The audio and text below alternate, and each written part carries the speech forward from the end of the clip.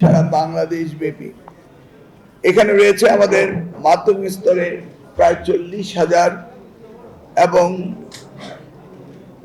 School রয়েছে 19,221টি, মাধ্যমিক বিদ্যালয় 1556টি রয়েছে, স্কুল অ্যান্ড কলেজ 3,380টি রয়েছে, কলেজ 9,296টি মাদ্রাসা এবং 6,788টি কারিগরি প্রতিষ্ঠান রয়েছে।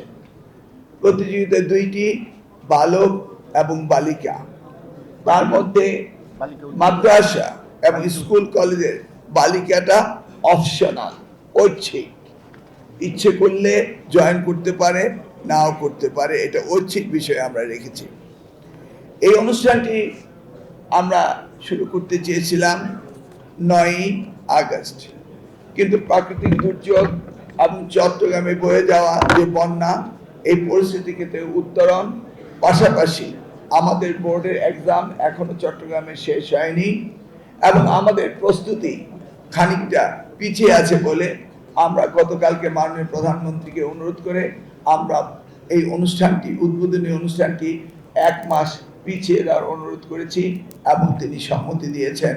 অর্থাৎ আগস্টের পরিবর্তে আমরা আগামী সেপ্টেম্বর 9 কিংবা 10 তারিখে করতে যাচ্ছি।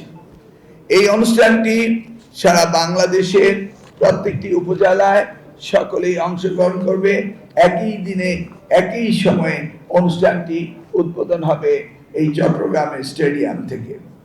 আমরা অত্যন্ত আশাবাদী যে চট্টগ্রামের মাননীয় সংসদ সদস্যগণ, মেয়র সাহেব এবং আমাদের এখানকার ডিসি, প্রশাসনিক কর্মকর্তা, ডিভিশনাল কমিশনার, পুলিশের কমিশনার হতে শুরু করে শিক্ষা বিভাগ এবং আমাদের এখানকার মাননীয় মন্ত্রীগণ, আজকে এখানে আমাদের প্রতিমন্ত্রী রয়েছেন, আজকে এখানে হোম মিনিস্টার উপস্থিত থাকার কথা ছিলেন কিন্তু ওনার ব্যক্তিগত কাজের জন্য থাকতে পারেনি।